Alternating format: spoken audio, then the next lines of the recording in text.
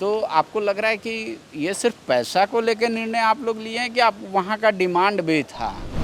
नहीं, चूंकि सरकार इस पर निर्णय राज्य का राजस्व को बढ़ाने के लिए लिया है हाँ, और इस पर आज टीएससी का बैठक में हम लोग प्रस्ताव दिए हैं हाँ। कि ग्राम सभा इस पर निर्णय करेगी। तो शराब दुकान खोलने के लिए सरकार कौन सा तरीका अपनाएगी प्रशासन को? नहीं, ये आपकी बातों पर हम सहमत हैं। कुछ कागज़ पर भी ग्राम सभा हो जाती है और कुछ वास्तविकता बैठक करके हो जाती है, पर अधिकार जो मिला हुआ है उस अधिकार को हम भी पहचानें। क्योंकि चंपई सोरेन जिस समिति के अध्यक्ष थे उन्होंने तो अनुशंसा किया कि भाई बंद करो, इससे कोई काम नहीं होगा, जो पैसा बाकी है प्रभावित गांवों में बांट दो। अब ऊपर अगर थूकोगे तो कहाँ गिरेगा? ऊपर थूकोगे तो अपने माथे के ऊपर भी न गिरेगा। तो इसलिए इसमें चर्चा, परिचर्चा या आलोचना हम करना नहीं चाहेंगे।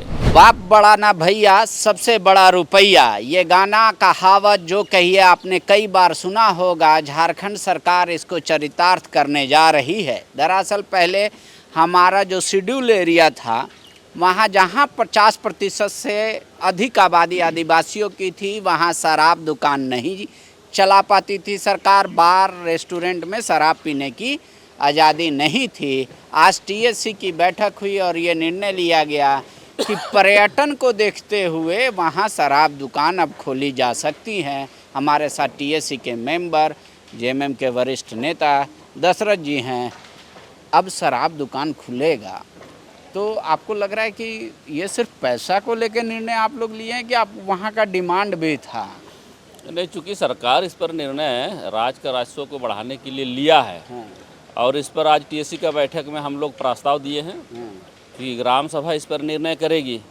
अच्छा। ग्राम सभा का निर्णय पर हाँ, आगे जो सरकार लिया है उस पर ग्रामीण अपना सहमति देंगे।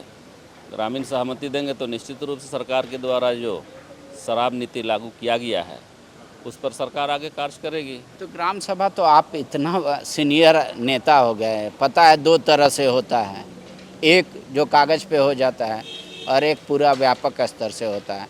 तो शराब दुकान खोलने के लिए सरकार कौन सा तरीका अपनाएगी प्रशासन को? नहीं, ये आपकी बातों पर हम सहमत हैं। कुछ कागज़ पर भी ग्राम सभा हो जाती है और कुछ वास्तविकता बैठक करके हो जाती है, पर अधिकार जो मिला हुआ है उस अधिकार को हम भी पहचानें। और अब धीरे धीरे हमारे ग्राम सभा में गांव के लोग इस चीज़ को समझ रहे हैं।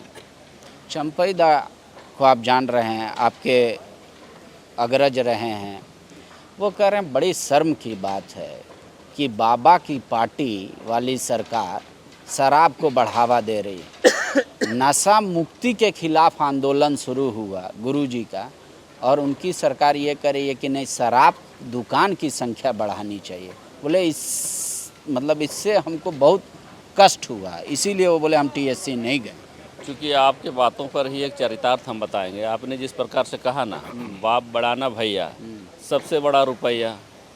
चूँकि अब समय बदलते जा रहा है और बदलते परिवेश में हम आगे कैसे बेहतर हो सकते हैं, हम आगे कैसे बेहतर कर सकते हैं, इस पर चिंता करना चाहिए। गुरुजी हमारे झारखंड के लिए आदर्श हैं।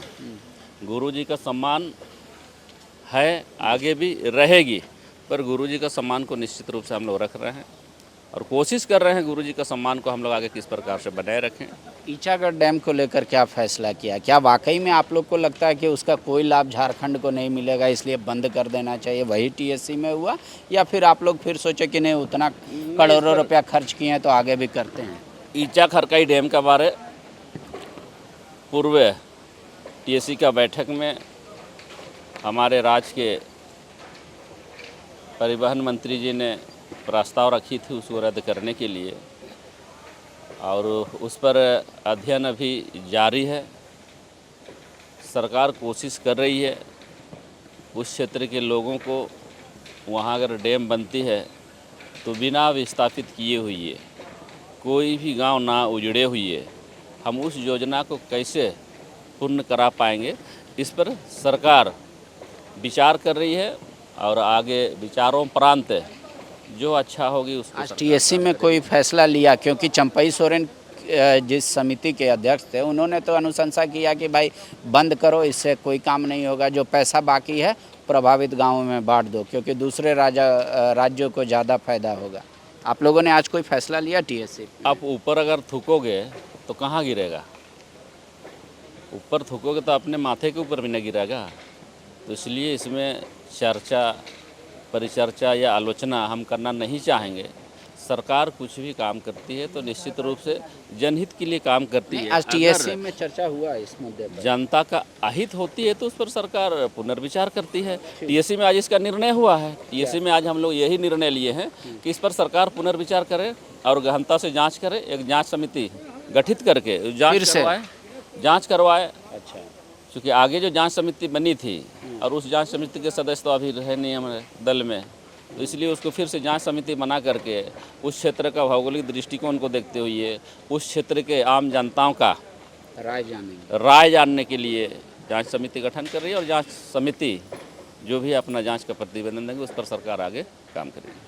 कुछ लोग तो अब उंगली उठाएंगे कि दशरथ जी का मन था कि पूरे झारखंड में घूम घूम के ज़मीन खरीदे, इसीलिए सीएनटी में जो थाना क्षेत्र का बाध्यता था उसको हटाने का अनुशंसा कर दिया टीएससी ने। अब तो ये आरोप लगेगा ना? नहीं, वैसे बात नहीं है। अरे बाहर के लोग इतने ज़मीन खरीद रहे हैं तो हम सभी झारखंडी लोग अगर खरीदेंगे तो क्या गुनाह होगा जी? हाँ, नहीं तो बोले थाना झारखंडी लोग हम लोग ज़मीन नहीं खरीद सकते हैं? नहीं, ये तो आरोप लगेगा चस्पा, आप मानिए या ना मानिए। आरोप और प्रत्यारोप ये तो लगते ही रहता है पांडे बाबू। तो अब कितना थाना क्षेत्र रहेगा? वही आज़ादी के पहले जब गठन हुआ था 3 थाना पूरे झारखंड में। अभी वर्तमान में हम लोग 3 थाने को ही बेस माने फिर से सीएनटी एक्ट के दायरे में जो कार्य हो रही थी उसी को वेश मानते हुए हम लोग आगे बढ़ाने के लिए आज सरकार के समक्ष प्रस्ताव रखे हैं। ये टीएससी के समक्ष हम लोग अध्यक्ष महोदय के पास प्रस्ताव रखे हैं। अध्यक्ष महोदय ने संज्ञान में लिया है। विधि शाखा के द्वारा उसको जांच करा करके जो बेहतर होगा उस पर आगे कार्य करने का टीएससी ने आज निर्णय लिया। और कोई महत्वपूर्ण निर्णय जो टीएससी में लिया हो आप लोगों ने?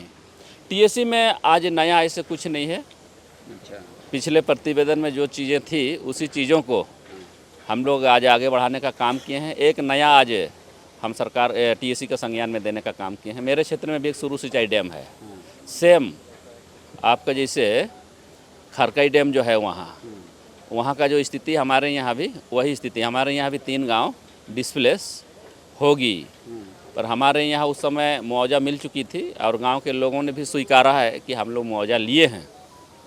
पर उस समय जनसंख्या 63 था, अब बढ़ कर के 250 हो गया है।